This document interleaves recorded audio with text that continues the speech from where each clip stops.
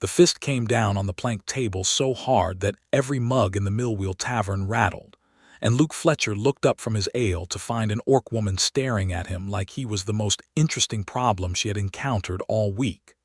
She was not what he expected when he had walked through the door that evening.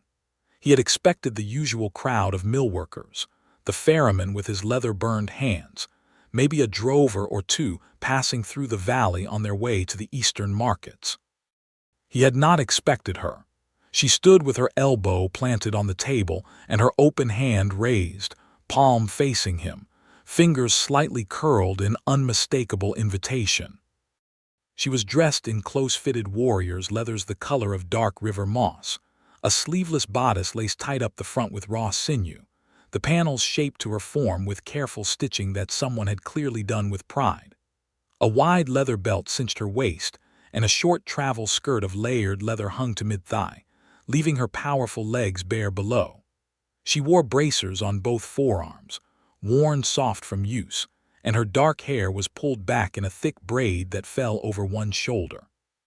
She was green-skinned in the warm lantern light, a deep olive forest shade, and her lower canines rose just past her upper lip in the elegant paired tusks that marked her people. She was tall, nearly as tall as Luke himself, and built with the dense, rolling muscle of someone who had spent years doing hard physical labor or harder fighting. Her eyes were amber, almost gold, and they were fixed on him with an expression he could not immediately read, part challenge, part amusement, part something that sat closer to genuine curiosity than either. "You have been watching me since you sat down," she said.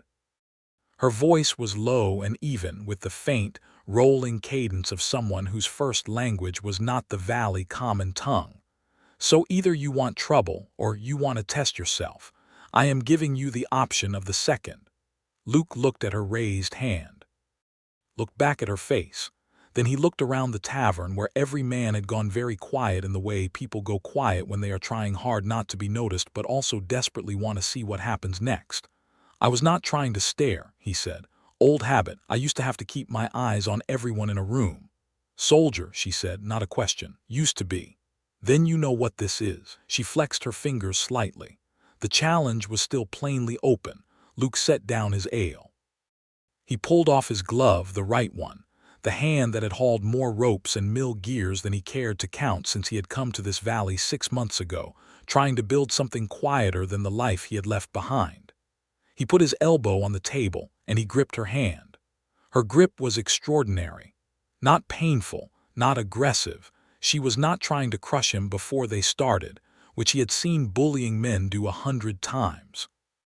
She simply closed her fingers around his with a precise, settled pressure that told him immediately, and without a single word, that she was not afraid of him, had never been afraid of anything like him, and was curious about what he was made of. He was not weak. 6 months of ferrying timber downstream and hauling sacks at the mill had kept the soldier's muscle on him.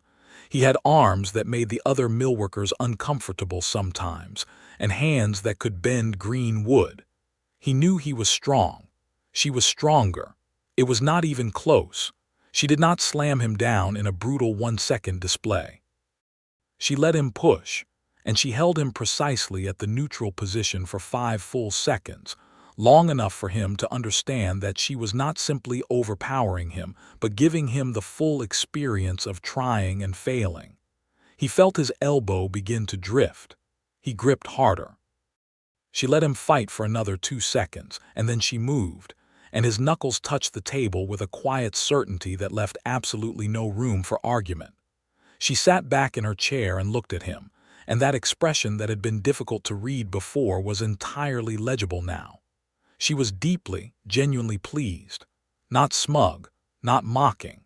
She looked the way a person looks when something they hoped might be true has been confirmed. Her amber eyes were warm with it, and the curve of her mouth was not a sneer but something far more interesting. "You did not stop trying," she said. "Some men let go in the middle." "Seemed rude," Luke said. She laughed. It was brief and genuine and caught her off guard slightly, which seemed to catch her off guard further, and she pressed her lips together for a moment as though recalibrating. Then she extended her hand again, flat this time, open for a proper greeting rather than a contest. "Borgakh Wildheart," she said. He shook it. "Luke Fletcher. You work the mill, timber hauling, some dock work at the ferry crossing."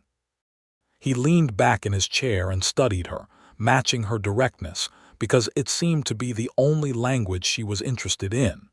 "You are not from this valley." "I am now," she said, and something flickered in her expression that told him there was a great deal more packed into those 3 words than the words themselves could carry. He bought her a drink. She accepted it without ceremony, which he appreciated. They sat in the noisy, lantern-lit tavern and talked for 2 hours, and by the time the fire burned low he knew the broad outline of her, which was this.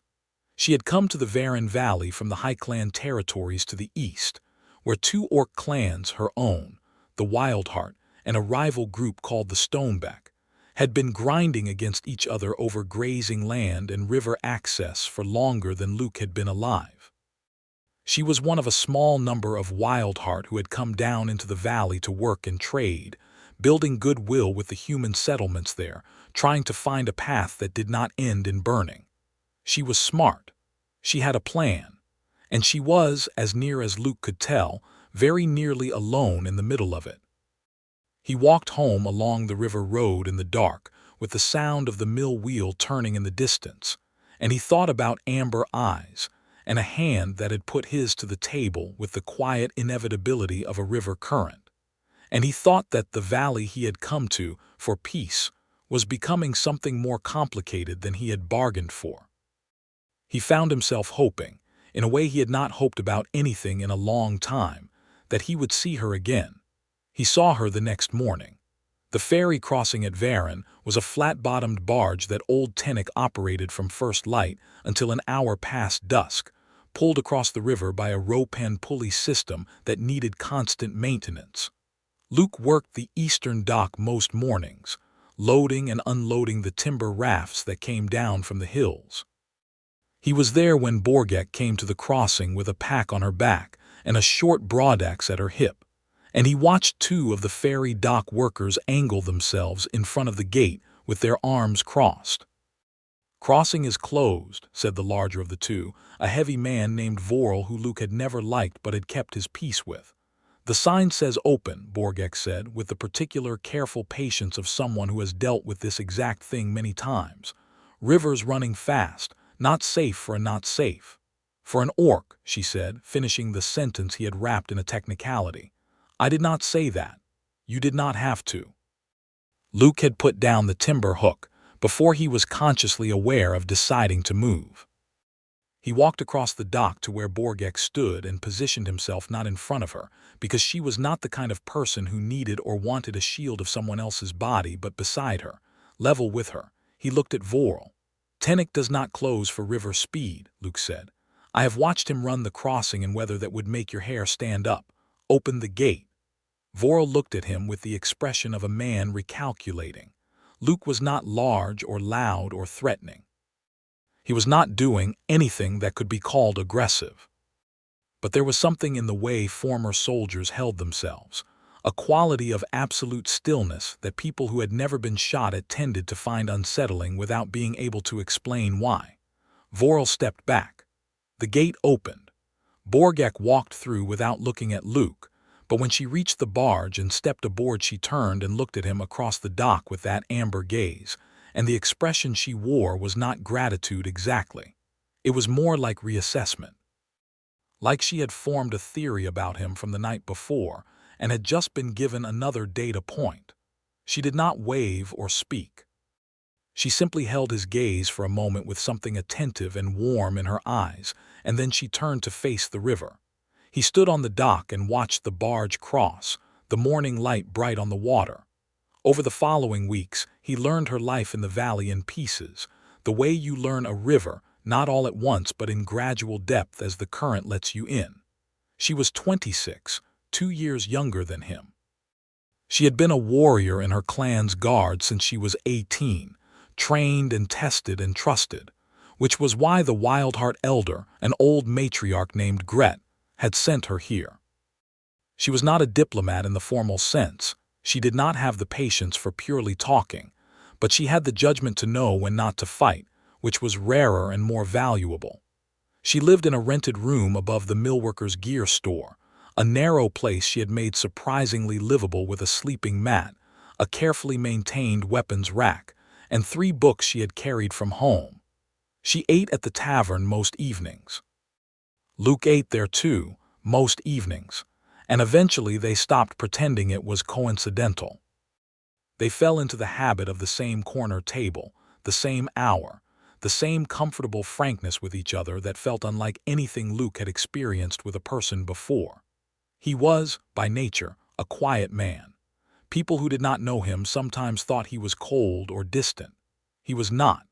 He was simply someone who had learned very early that words used carelessly caused damage, and so he used them carefully, and most people found that stillness difficult to sit with. Borgakh did not find it difficult. She matched it. She was not a woman who filled silence with noise, and she did not require him to perform warmth. She simply accepted him in the particular and genuine form he came in, and something about that acceptance loosened things in him that had been braced for a very long time. He learned that she found the valley beautiful in a way she had not expected to find anything beautiful after years of watching the mountain borders for trouble. She had a habit, when she was thinking, of turning whatever small object was nearest her fingers, a coin, a cup handle, a twig.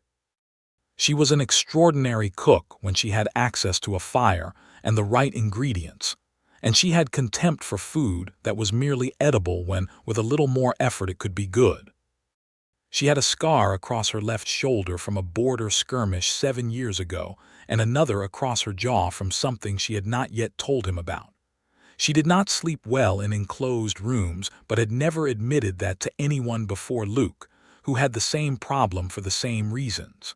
He told her about the war, not all of it. He told her about the unit, about the years of moving east and then retreating west, and then moving east again across contested border territory that nobody had fully held in living memory. He told her about leaving, about the feeling of waking up one morning and knowing with absolute certainty that if he went back into that particular darkness, he would not come back out as a person recognizable to himself. "So you came here," she said. "I came here. To pull timber." "To pull timber," he agreed, and something in the way he said it made her smile, that brief, genuine smile that still had the quality of surprising her slightly. She reached across the table and covered his hand with hers. She did not squeeze. She did not make it a statement. She just rested her hand on his with a warmth that was entirely uncalculated, and they both looked at the fire in the tavern hearth for a while without speaking. Outside the tavern on the river road, a bell began to ring. It was the alarm bell from the ferry crossing, and it had a fast, urgent rhythm that Luke had only ever heard it ring once before, the night a flash flood had swept 2 rafts loose from the dock. He and Borgakh moved at the same moment, pushing back from the table and heading for the door without discussing it. The scene at the crossing was not a flood. 3 men on horseback had ridden onto the eastern dock, and they had the look of men who had come with a purpose and were not planning to wait to announce it. They wore the gray-painted leather of the Stoneback clan's outer guard, human hired hands, Luke registered, not orcs themselves, which meant the Stonebacks were not willing to come personally yet, which meant this was a message rather than a strike. One of the 3 men had a torch. The gear store, the building Borgakh lived above, was 12 feet from the dock's edge. Tennick the ferryman was standing between them and the store with a boat hook in his hands, and he was 70 years old and looked like he meant it, which was brave and would not be enough. Borgakh went past Luke at a sprint, and he went after her because there was nothing else to do, and because the old soldier in him had already mapped the terrain and the numbers, and was running the calculations that his body remembered long before his mind caught up. She reached the first horseman, and her hand closed on the bridle before the horse had time to react. She was not trying to fight a horse. She was simply stopping it, with the kind of effortless authority over large animals that came from years of working around them. And the horse stopped, because horses sense certainty in the hands that grip them, and this hand was absolute.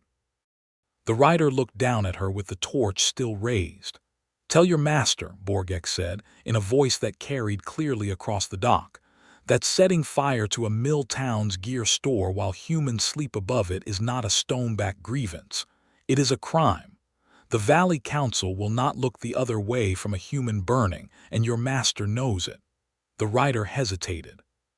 He had been given a task and a performance to put on, but he had not been told what to do if the orc woman simply looked at him like he was a small problem she had already solved. Luke stepped up on the other side, close to the second horse, and he reached up and took the torch from that rider's hand before the man had fully understood what was happening.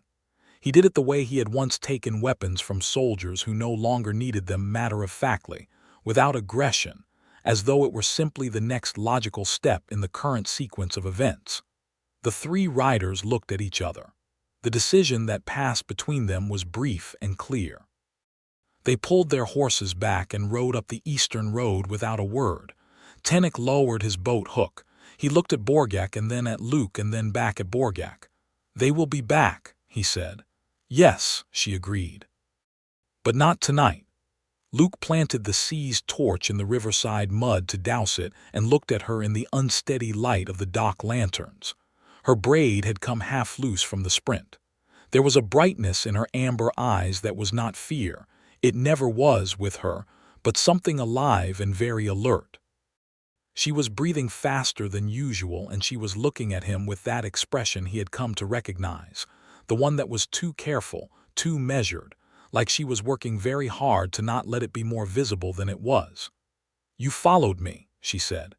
"You looked like you were running toward 3 armed men on horseback," he said. "Call it professional curiosity." She looked at him for a moment longer, and then she reached out and straightened his collar, a small, entirely unnecessary adjustment, and her fingers stayed there for just a second more than the task required, warm against the side of his neck. "Thank you," she said. Not for the running after her, he understood. For the dock that morning. For the weeks of the same corner table. For being someone who did not need the silence explained. "Any time," he said, and meant it more simply and completely than anything he had said in years. He was aware, walking back to his own room that night, that he was in trouble in the best possible sense. The awareness came without panic. He had been careful for a long time, careful with himself, careful with other people, careful with hope.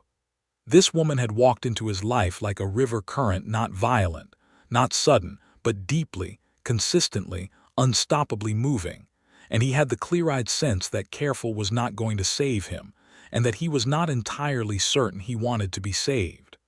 The trouble with the Stoneback riders did not resolve itself. Luke heard, through the loose network of talk that ran through the valley like water finding cracks, that the Stoneback clan had interests in the valley's river access that went beyond grazing rights. There was mineral-rich upstream territory that the Eastern trade guilds wanted, and the Stonebacks had been promised a fee for clearing the Wildheart's presence from the valley entirely. The three riders had not been a spontaneous escalation. They had been a warning shot in a much older conflict that was moving toward the valley whether the valley invited it or not. He told Borgakh what he had heard. She was at the millworkers' dock, helping Tennick repair the rope and pulley lines, because she was the kind of person who helped with things that needed doing without waiting to be asked. She listened without interrupting, which was one of the things he valued most about her. "I know most of this," she said when he had finished. "What I do not know is the timeline. If the guild has already paid them, it has," Luke said. "Tennick's contact at the Eastern Trading Post confirmed it 3 days ago." She was quiet for a moment, turning a length of rope in her hands. Her amber eyes were distant. "I need to get word to Elder Gret," she said. "She needs to know the guild is involved. That changes the clan council's position." "The Eastern Road is being watched," Luke said. 2 of Stoneback's men have been rotating through the lower pass checkpoint for the last week. I noticed them on the timber road." She looked at him then with an expression that was suddenly, intensely focused. "You noticed them? Old habit, he said. She studied him with the same quality of attention she had given him on the night of the arm wrestling, that particular gaze that was taking in more than the surface. You have been keeping watch, she said slowly, on the roads, on the crossing, since those riders came to the dock. He met her eyes and did not pretend otherwise. Yes, she said nothing for a moment. Then she said very quietly, I did not ask you to do that. I know, you did it because you wanted to. Yes, she set down the rope. She crossed the short distance between them on the dock, and she stood in front of him, close enough that he could see the fine details of her face in the afternoon light, the faint scar along her jaw, the depth of color in her amber eyes, the slight rise and fall of her breath. She raised her hand and touched the side of his face, deliberately, her thumb against his jaw, and the warmth of her hand and the intentness of her gaze combined into something that made it difficult to think clearly. Luke, she said, with a weight on the word that told him she was not being casual about it. Do you understand what you are putting yourself in the middle of? A clan feud with money from a trading guild behind it, he said. Yes. You could walk away from this. You have no obligation to me or to my clan. I know. Her thumb moved slightly against his jaw. Then why? He held her gaze and gave her the honest answer. Because I do not want to walk away from you. The stillness that followed lasted only 2 or 3 seconds, but it had the quality of something opening, a door, a window, a sealed room that had forgotten it had a lock. Her expression changed in a way he had not seen before. The careful measurement fell away, and what was underneath it was warmer and plainer and entirely undefended. She kissed him. She did it the way she did everything, directly, without preamble, her hand moving from his jaw to the back of his neck, and it was brief and definitive and left absolutely no room for misunderstanding. When she pulled back, there was a color in her green cheeks and her amber eyes were very bright. I have been trying not to do that for 3 weeks, she said. You should stop trying not to, he said. She made a sound that was almost a laugh and not quite, leaned her forehead against his briefly, and then straightened up and picked up the rope she had set down, because there was still a dock to repair and a message to get to Elder Gret and a Stoneback timeline to worry about. And she was not a woman who lost herself in a moment even when the moment deserved it. But she was smiling, steady and real, when she went back to work, and Luke turned back to the dock planking with a warmth in his chest that he had not felt in such a long time that it took him a moment to recognize it as simple happiness. They solved the messenger problem the next day. Luke knew the western track that ran along the mill pond and up into the hills above the valley, a logger's trail, unmarked and unpromising, that nonetheless connected to the Highland roads far north of the Stoneback checkpoint. He had used it 3 times in the past months to move timber from an upper grove, and he knew it well enough to move fast on it. Borgakh wrote the message to Elder Gret in the Wildheart script, a compact, angular language that looked like someone had been pressing blades into clay, and gave it to a young orc man named Drek who worked at the Valley Grain Mill and who was, she told Luke quietly, more capable than he looked. Drek took the western track at dawn. Luke watched from the upper mill road to ensure no one followed. The track was clear. 3 days later, word came back. It did not come from Elder Gret. It came from the Stoneback clan itself, in the form of a letter delivered to Borgakh's room by one of the valley's human town guards, looking deeply uncomfortable about his errand. The letter was formal, and its language was the polished, indirect language of people who have lawyers and want you to know it. It stated that the Wildheart presence in Varan Valley was incompatible with existing trade agreements, that the Stoneback clan would be sending representatives to negotiate a settlement, and that Borgakh specifically was required to present herself at a meeting at the Eastern Way Station in 4 days. Borgakh read it twice, and then set it on the table between herself and Luke with the precise, deliberate care of someone setting down something they find distasteful. It is a trap, she said. Obviously, he agreed. They want me isolated at the way station, away from the valley people, away from witnesses. What does representatives mean for the Stonebacks? Luke asked. It means warriors, she said, probably 8 to 12. They will outnumber me and they will be on chosen ground, and the letter gives them the legal appearance of a negotiation. She drummed her fingers once on the table. They are thorough. Will Gret send anyone? Drek will not have reached her yet. Even if he has, the mountain passes are slow. She cannot get warriors here in 4 days. Borgakh's voice was steady, which was how he was learning she handled things that frightened her, not by showing fear but by flattening the affect so it could not interfere with thinking. Then you do not go to the way station, he said.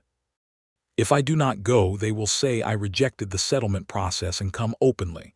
She looked at him with eyes that were direct and unhappy in equal measure. There is no clean path through this. Luke looked at the letter. He thought about it for a long while, which she allowed without rushing. She trusted his silences by now, understood they were not absence but process. There is a third option, he said. You go to the way station, not alone and not without witnesses. She waited. The Valley Council, he said. Tennick is on it. So is the miller Seth. So is the wharf master. They have no love for outside guilds pressing on their trade. If the Stonebacks are bringing a legal language letter, then the Valley has grounds to send observers. He looked at her. If there are Valley witnesses at that meeting, the Stonebacks lose their isolated ground. She stared at him for a long moment and then said, How do you know the Valley Council will agree to send observers for an Orc clan matter? Because I am going to ask them, he said, and I am going to explain that the trade guild money behind the Stonebacks is the same guild that has been trying to buy the mill rights for 2 years, and Seth has refused them twice. The miller has a personal stake in this. She looked at him across the table, amber eyes, steady and warm. You worked all of this out while reading the letter. I worked some of it out while walking over here, he said honestly. She was quiet for a beat. Then she said, You are going to get yourself tangled deeply in this. I already am, he said. That happened about 3 weeks ago in a tavern over an arm wrestling contest I lost. Something moved in her face, swift and unguarded, and she reached across the table and took his hand the way she had that first evening by the fire. But this time her fingers laced through his, which was different and more deliberate, and his heart did a thing in his chest that he chose to simply be grateful for. Go talk to the miller, she said. He went. Seth the miller was a broad, shrewd woman in her 50s who had run the Varan mill since her father died and who had, as Luke had assessed, a long and particular memory for every time the Eastern trade guilds had tried to reach their hands into her operations. She listened to Luke for 20 minutes at her kitchen table, said nothing throughout, and then said, The way station meeting, 4 days. 4 days, he confirmed. How many Stoneback people? Borgakh estimates 8 to 12. Seth looked at the window for a moment. I will have 6 Valley councillors there, armed because this is the Varan Valley and we arm ourselves when we travel. And I will bring the written trade records from the guild negotiations, because if they are going to use legal language at a meeting, we will use it better. Luke nodded. The Orc woman, Seth said as he stood to go. The Wildheart one. Borgakh, he said. Seth looked at him the way experienced people look when they have already understood something and are simply confirming it. She is worth the trouble. Yes, he said without hesitation. Seth made a sound that was neither agreement nor disapproval. 4 days, Fletcher. The night before the way station meeting, Luke and Borgakh sat together on the upper dock wall with the river below them, and the mill turning behind them in the dark, its rhythm like a slow heartbeat through the stone. The stars were sharp and the valley air was cool, and she had her knees pulled up and her arms wrapped around them, and she was looking at the river with a quietness that was not peace but something adjacent to it, a soldier's stillness before a hard day. Tell me about your clan, he said. She looked at him sideways. He could see the question in her eyes, why now, why tonight, and then she understood why and let it go. She told him about the Wildheart, about the mountain pastures in the high east, green and brutally cold in winter, where the clan had run cattle for 3 generations, about the deep drum ceremonies at the summer gathering, the sound of 100 drums crossing the mountain bowls, a sound she said you felt in your ribs more than heard with your ears. About her mother, a tall, direct woman with her same amber eyes who had died 4 years ago of a fever that would have been survivable with a valley healer's medicine, which the clan had not had access to because of the border restrictions. About why building goodwill here mattered to her beyond Elder Gret's mission, why it was personal. He listened to all of it. When she finished, the mill wheel was still turning and the river was still running, and she had uncurled from her defensive posture and was simply sitting, her shoulder against his, warmer and easier. "I am going to ask you something," she said. "Go ahead. After tomorrow, after the way station, if this works, if the Stonebacks are face down and the guild's hand is exposed and my clan has safe passage through the valley, what do you do then?" He thought about it. "Depends," he said. "On what?" "On whether there is any reason to stay in this valley." She turned her head and looked at him directly, and the amber of her eyes in the starlight was extraordinary. "And if there were a reason?" "Then I would stay," he said. "Indefinitely." She held his gaze for a moment with that warm, undefended expression he had seen on the dock when he told her he did not want to walk away from her, and then she leaned in and kissed him again, longer this time, her hand coming up to his cheek, and it was the kind of kiss that is both an answer and a question, and he was certain about both. When she pulled back, she rested her forehead against his and he could feel her breathing, steady and warm. "Stay," she said quietly, not asking, telling, the way she said everything she meant. "Yes," he said. The way station was a timber and stone building 12 miles east of Varon, at the junction where the valley road met the Highland Pass track. It sat in a broad clearing by a stream crossing, surrounded on 3 sides by open meadow, which meant approach from any direction was visible at distance, which was the only reason Borgakh had agreed to the location. She was not going to walk into a building with a single door. The meeting would be outdoors, at the way station's hitching post area, in the open air and full morning light. They rode out at dawn, Borgakh on the gray horse she had been using since her arrival, Luke on a rented brown who had a good walk and a tendency to bite strangers. Seth and the Valley Council rode behind them, 6 people who looked like what they were, locals with legitimate authority and no patience for being pushed around. 2 of them were Tennick's adult sons, both built like the dock work that had raised them. One carried the rolled trade records in a leather case on his saddle. The Stonebacks were already at the way station when they arrived. Borgakh had said 8 to 12. There were 11 of them, a mix of orc and human hired muscle, standing in the cleared area with the particular, arranged casualness of people who have placed themselves deliberately. Their leader was an orc man named Vorg, broad and scarred, and wearing the Stoneback clan markings on his pauldrons. He looked at Borgakh with the flat, assessing gaze of a professional evaluating a problem. He looked at the Valley Council behind her with a different expression. "We did not expect observers," he said.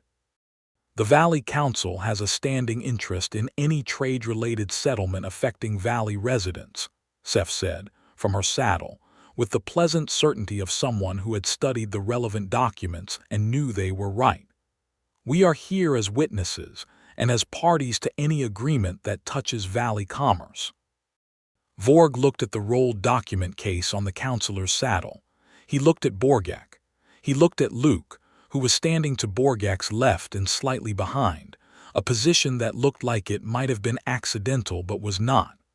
"The guild's arrangement is with the Stoneback clan and does not require Valley oversight," Vorg said. "The guild's arrangement," said Seth, who had clearly been waiting for exactly this, "involves the river access rights that this council has administered for 60 years, under a charter from the regional lord that predates any guild involvement in this valley by 4 decades. We have the charter." She nodded at the document case. "We are, I am afraid, entirely required." There was a silence across the clearing. The stream ran behind the way station. A bird called twice from the tree line. Luke was watching the hired muscle on the Stoneback flanks. He had counted them when they rode in, noted the position of each, noted the ones who had easy hands and the ones who were holding themselves in the careful way of people waiting for a specific cue. There were two on the far left who worried him more than the others. They were watching Borgakh, not the proceedings, which meant their purpose was not about the negotiation. He moved closer to her without making it look like anything. She sensed it. She sensed everything. And she did not look at him, but her weight shifted slightly in his direction. The negotiation went on for 40 minutes, conducted between Seth and Vorg with the particular stiff formality of people who dislike each other and are trying to avoid letting it derail the business. What it boiled down to was this. The Stonebacks, with the guild's money behind them, had been trying to establish that Wildheart presence in the valley was unauthorized, which would give the guild grounds to argue that the valley's informal trade arrangements with the Wildheart were invalid, and therefore ripe for replacement with the guild's own preferred contract. The Valley Charter document destroyed that argument. The Wildheart had been trading in this valley under the same regional lord's protection for 30 years. The guild had known this and had been hoping to get Borgakh removed before she could produce the documentation. When Seth laid all of this out, plainly and with specific reference to the written record, Vorg's expression did not change, but something behind his eyes did. That was when the two on the far left moved. Luke saw it before he consciously processed it. The shift of a shoulder, the unlocking of a knee, the hand moving to the side in the particular direction of a weapon. He was already moving by the time he completed the thought, because the thought and the action had been trained together for 6 years in a different country on a different hillside, and the body did not forget. He put himself between Borgakh and the left flank, not defensively, not cowering, not shielding her with his back turned. He stepped into the space between her and the two men who were moving, and he turned to face them, and he held up his right hand with the flat, clear command gesture that said stop, not as a plea but as an instruction from someone who had given this instruction professionally for years, and his voice when he spoke was the voice of a man who did not raise it because he did not need to. "Stand down," he said. They stopped, not because of him exactly. They stopped because in the same second that he moved, Borgakh's broadaxe was out and leveled, and from behind, Tennick's sons had dismounted and advanced, and Seth had a short crossbow across her saddle that had not been visible before. The calculation for the two hired men was very clear. Vorg said something in Stoneback dialect that Luke did not understand, and the two men stood down. The clearing was very still for a long, wire-taut moment. Then Vorg turned back to Seth and said, in a voice that had flattened considerably, "Present the charter terms." It was over in the negotiating sense within another 20 minutes. The Stonebacks acknowledged the charter. The guild's arrangement was publicly recorded as incompatible with existing agreements. Borgakh's presence in the valley was confirmed as legitimate under the regional lord's protections. Vorg signed the record document with the mechanical, contained fury of someone absorbing a defeat and cataloging it for future reference. They rode back to Varen in the afternoon light with the valley opening up below them, the river silver and wide, the mill turning at the bottom of the slope. Borgakh rode beside Luke, and they did not speak for most of the ride, because there was a great deal to process, and they were both, by nature, processors. But her hand found his at one point, resting over his on the saddle horn, and it stayed there for 2 miles. When they reached the mill road and the council had peeled off toward their own homes, Borgakh pulled her horse to a stop at the river overlook and dismounted. Luke dismounted beside her. The evening was coming on, the sky going peach and gray over the western hills. "You stepped in front of those men," she said. "Yes. You did not have a weapon out." "My hands were full with the stop gesture." "Luke." She said his name with the particular emphasis she had used on the dock, loaded with all the things the word was carrying. She turned to look at him, and she was close, very close, and her amber eyes in the evening light were extraordinary, warm and deep. "You threw yourself in front of armed men, for me. For both of us," he said. "You were next to me. Do not minimize it," she said quietly, and there was a fierceness in her voice that was not anger but its near relation, the fierce emotion of someone who has been moved and is not yet accustomed to feeling it. Do not make it small. I have fought beside people who would not have done what you did. I have fought beside people I trusted with my life who would not have stepped between me and a sword. He held her gaze and did not minimize it. She closed the remaining distance and kissed him with a purpose that was entirely different from the previous times, her hands on his face and her forehead pressed to his. And it was the kiss of someone who has decided something, finally and completely, with no remaining reservations. When they broke apart, she kept her hands on his face and looked at him with an openness that he was beginning to understand was the rarest thing she had to offer, more precious than her courage or her strength because it cost her more. "Stay," she said again, but differently this time. Not the word of a night on a dock wall with uncertainty still ahead. This was the word of someone who had come through the thing and was standing on the other side of it and knew what she wanted. "I told you I would," he said. "I know," she said. "I need to hear it again." "I am staying," he said. "Borgakh, I am staying." She exhaled, slow and long, like something she had been holding for a very long time was finally allowed to go. The weeks after the way station meeting had the quality of something settling into place, like a joint relocated after a dislocation, a soreness to it, a relief in it, and the particular satisfaction of things being properly aligned. Drek returned from the Highlands with a letter from Elder Gret that was, for an elder matriarch dealing with a significant political development, remarkably brief. It said, in essence, "Well done, the trade rights are secured, the Stoneback Gambit has failed publicly, and they will not recover from the embarrassment in the guild's eyes. And who is the human you mentioned?" Borgakh read the last line to Luke with an expression that was simultaneously amused and caught out, which looked good on her. "You mentioned me to Elder Gret," he said. "I mentioned a human ally," she said carefully. "In what terms?" She set the letter down.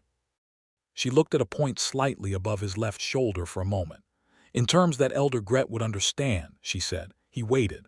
"I told her you were someone I was considering," Borgakh said, with the particular precise phrasing of someone who has thought carefully about how to say something accurately while giving the minimum possible away. "Considering," he said. She met his eyes. "Stop being pleased with yourself." "I am not being pleased with myself," he said. "I am being pleased about you."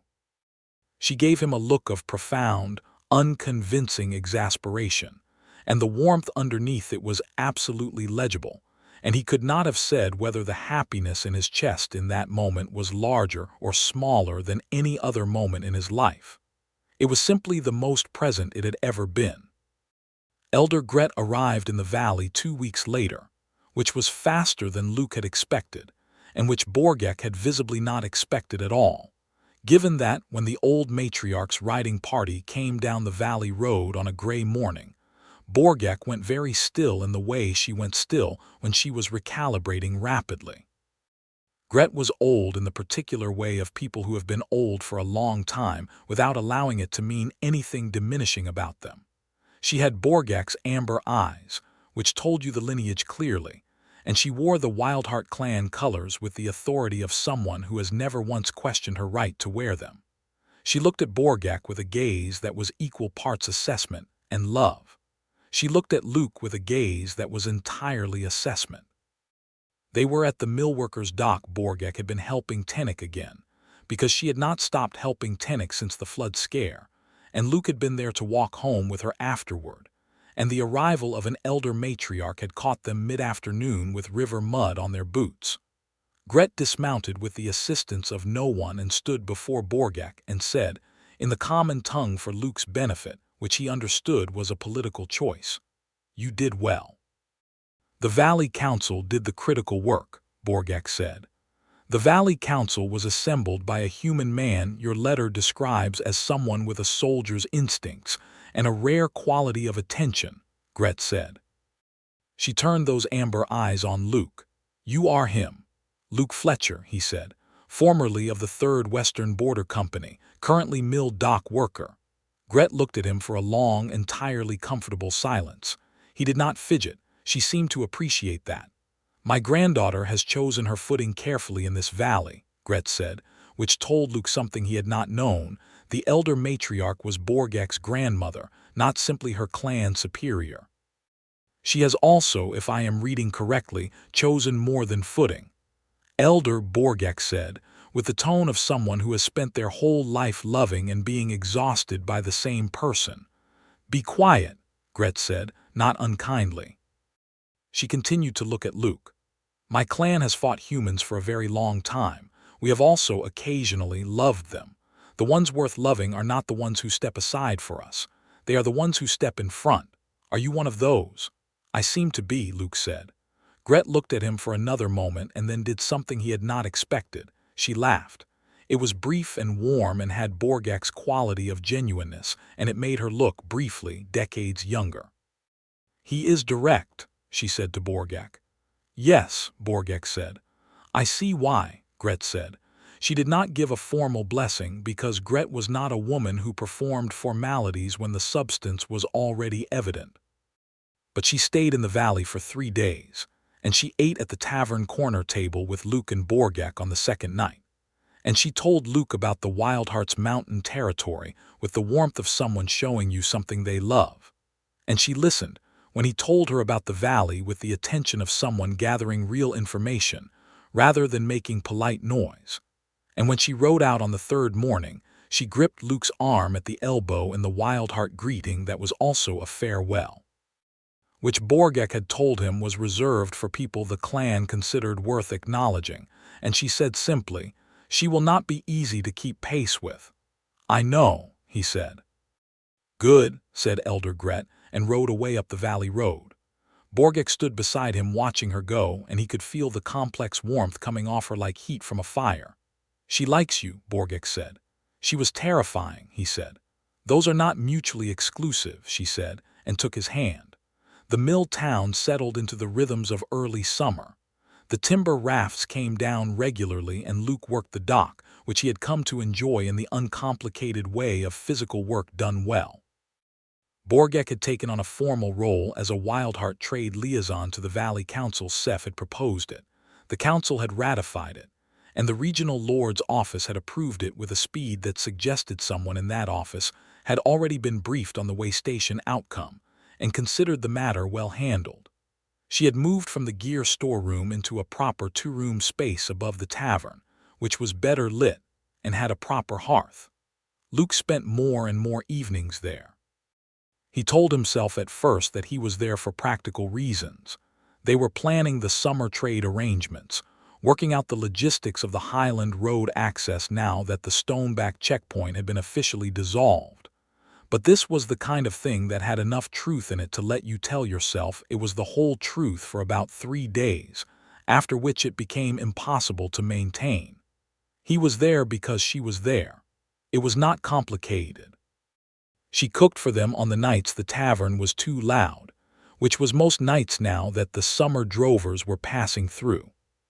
She cooked the way she did everything with complete attention and a certain proprietary confidence.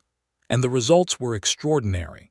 Dense stews with Highland herbs she had brought from home, flatbread charred perfect over the hearthstone, dried fruit reconstituted in wine that she called a Wildheart autumn recipe, and that tasted like the best thing he had eaten in years.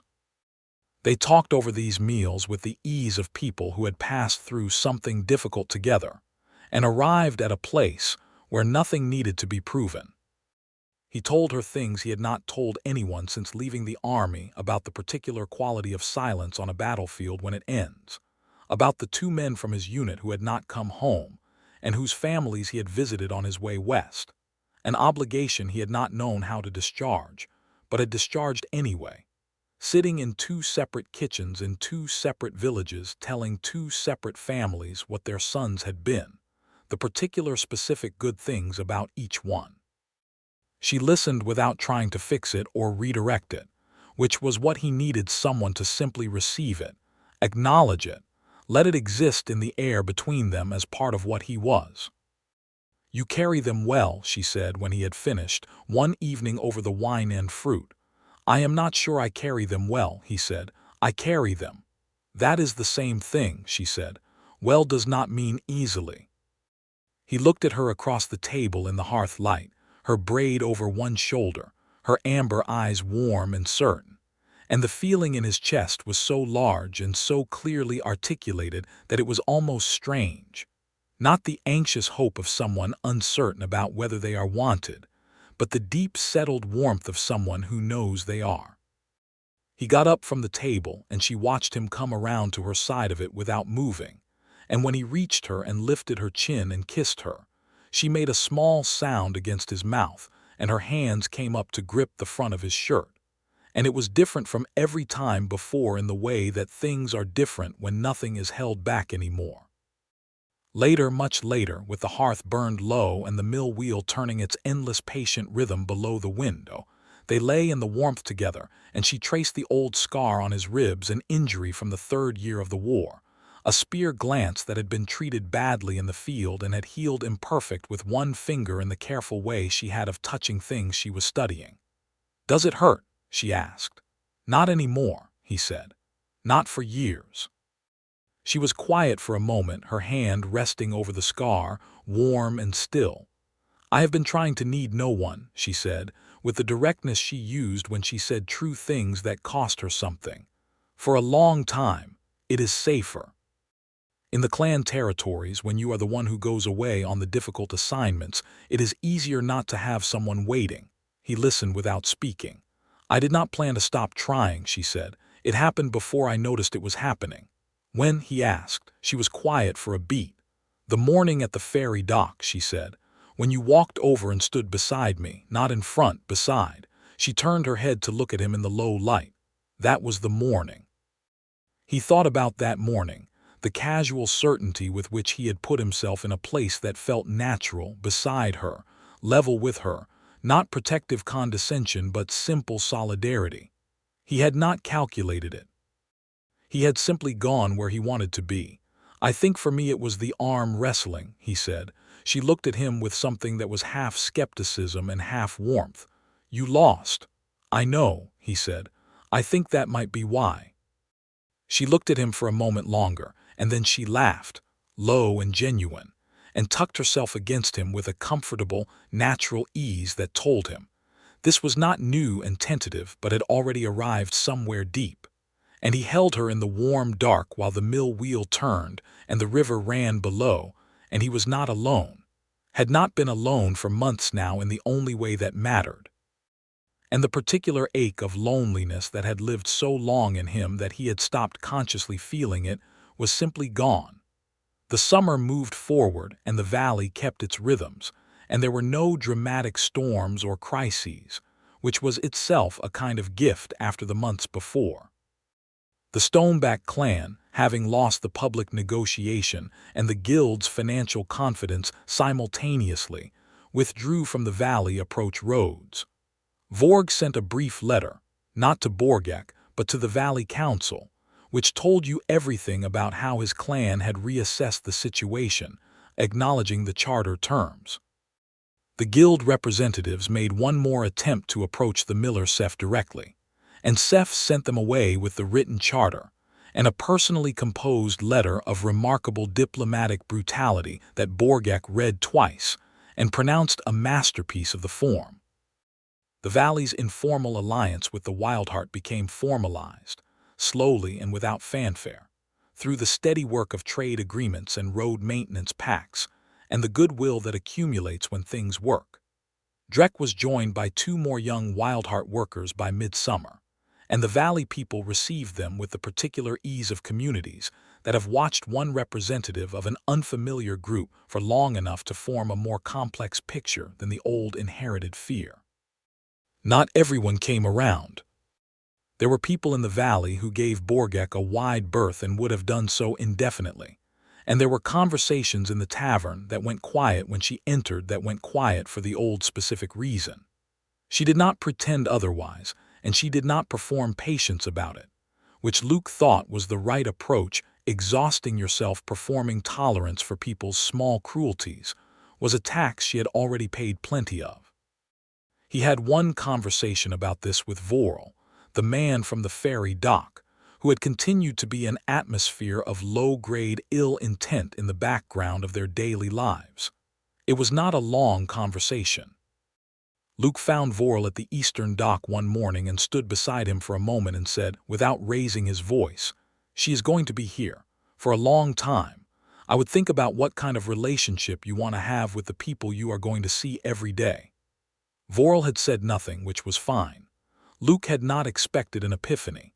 He had expected the recalculation he had seen the first time, and he got it, and Vorl was careful after that, and careful was enough.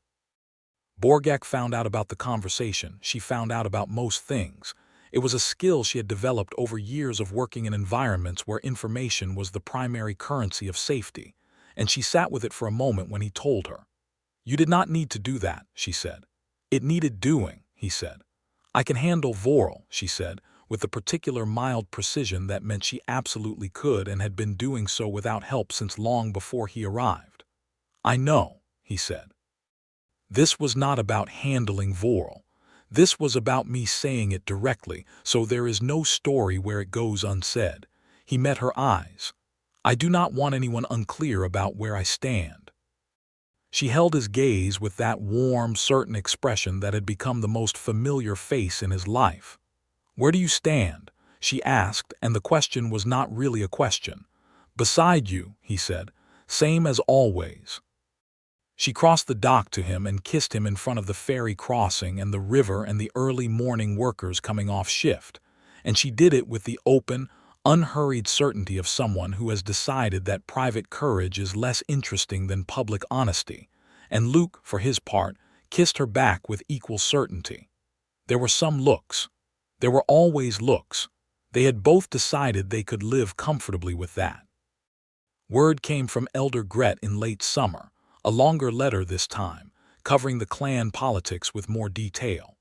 The Stoneback clan had formally withdrawn from the contested grazing territories in exchange for a seasonal access agreement that Gret had negotiated with the regional lord's office, a resolution that gave both clans a workable path without the burning that everyone had feared. It was not perfect. It was better than war. Gret concluded with a personal note to Borgakh about the trade liaison position, and then, in a final paragraph addressed specifically to Luke, whom she referred to as Borgakh's bondmate in the Wildheart parlance, told him that the clan extended him standing welcome in the Highland territories whenever he chose to come. "Bondmate," Borgakh said, reading it over his shoulder. "Is that a formal thing?" he asked. She was quiet for a moment. In Wildheart custom, he had learned, bondmate was a specific designation, not a ceremony, not a performed event, but an acknowledgement used between clan members that two people had formed the particular type of bond that the clan recognized as permanent. It required no witnesses and no ritual. It required the parties themselves to simply know it, and the community to observe it long enough to confirm it. "It is a very formal thing," she said. "Gret does not use the word lightly." "Does it require your agreement?" he asked, "or does she just decide?" Borgakh looked at him, and the expression on her face was the one that still had the capacity to render him briefly incapable of conversation, the one that was entirely undefended, entirely present, entirely her. "It requires mine," she said, "not hers." And she folded the letter once and set it on the table. She turned to face him directly. The hearth was warm and the window was open to the evening air, and the mill was turning in its eternal rhythm below them. "Luke Fletcher," she said, with a formality that was also entirely personal, as though she had been saving the exact shape of the words for this moment. "You sat down in a tavern and let me put your hand to the table and did not look away afterward. You walked to a ferry gate and stood beside me without being asked. You learned my clan's trouble and put your mind to it, and then put your body between me and a drawn weapon without hesitating. You listened to everything I did not know how to say, and you carried it like it mattered." She paused. The amber of her eyes in the firelight was deep gold. "You make me feel like I can set things down." "I have not felt that before. I did not think I would." He held her gaze, and his heart was so full of her that the fullness itself was almost overwhelming. "Borgakh," he said. "I am choosing you," she said. I am saying it plainly because you deserve plainly. I am choosing you, not because there is no one else, because there is no one else like you." He came to her and took her face in his hands and kissed her the way the evening deserved, slow and deep and absolute. And she made that small sound against his mouth, and her hands closed on his shirt with that warm grip, and they stood together by the open window with the summer evening around them and the mill turning below, and the river carrying its endless patient news from the mountains to the sea. "I choose you," he said, when they broke apart.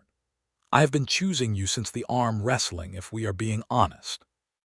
She laughed, and it was unguarded and full-throated and the most beautiful thing he had ever heard. "You lost the arm wrestling." "I know," he said. "Best loss of my life."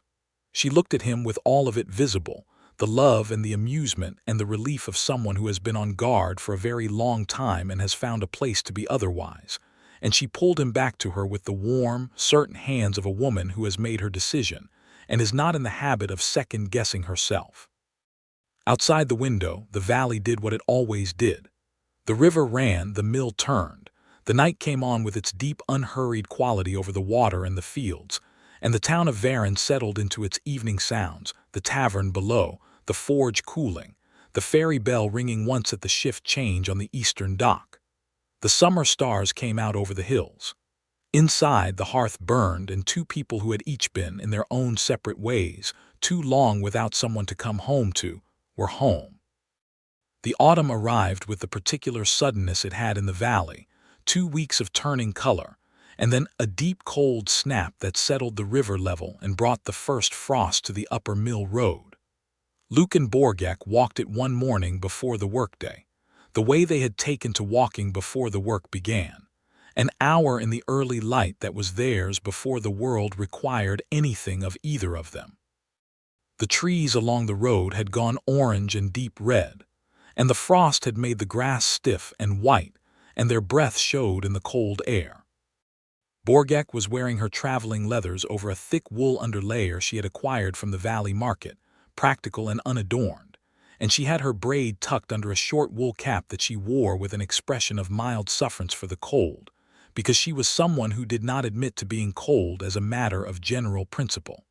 Luke walked beside her with his old military coat over his work clothes, hands in his pockets, watching the frostlit valley below. "What happens next spring?" he asked. She knew what he was asking.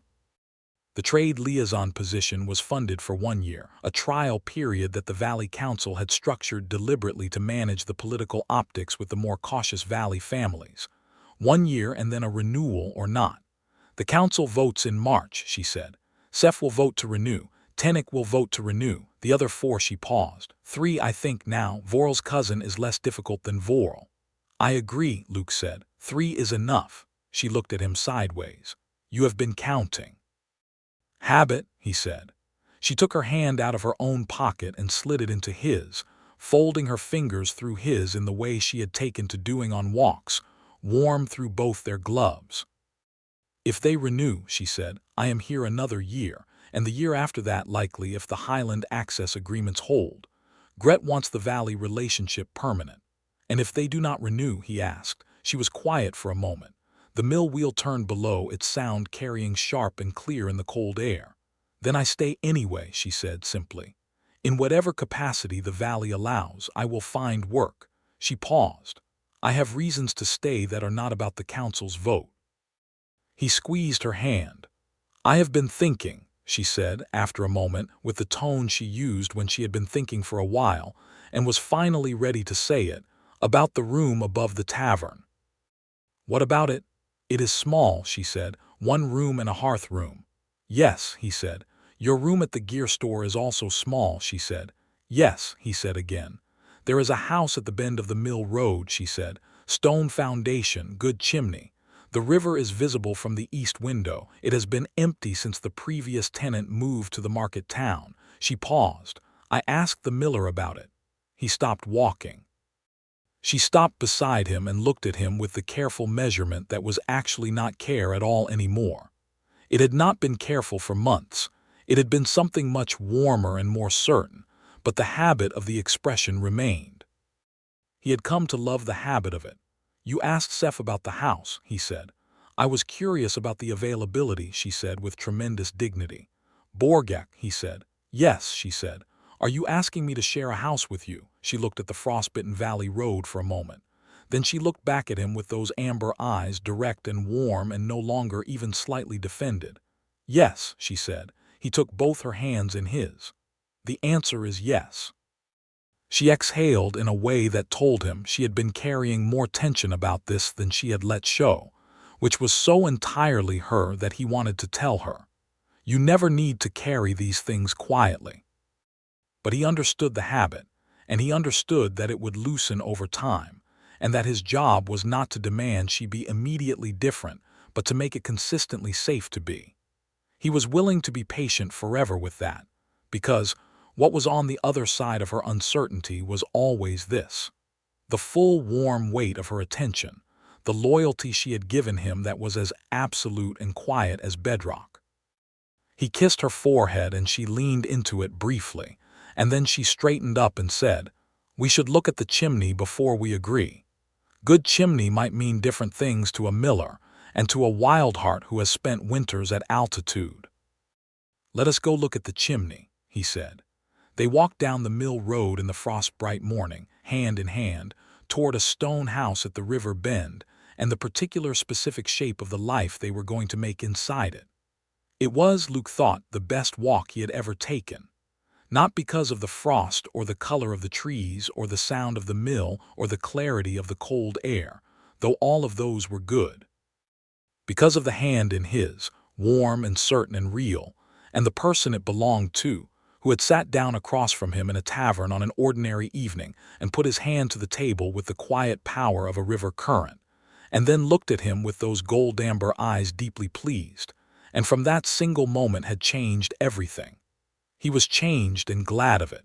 He was chosen and he knew it, which was the rarest and most sustaining thing a person could know. He was beside her, which was where he intended to remain. The mill wheel turned. The river ran. The frost-white valley spread below them, going about its ancient patient work, indifferent and beautiful, and the two of them walked through it together toward home.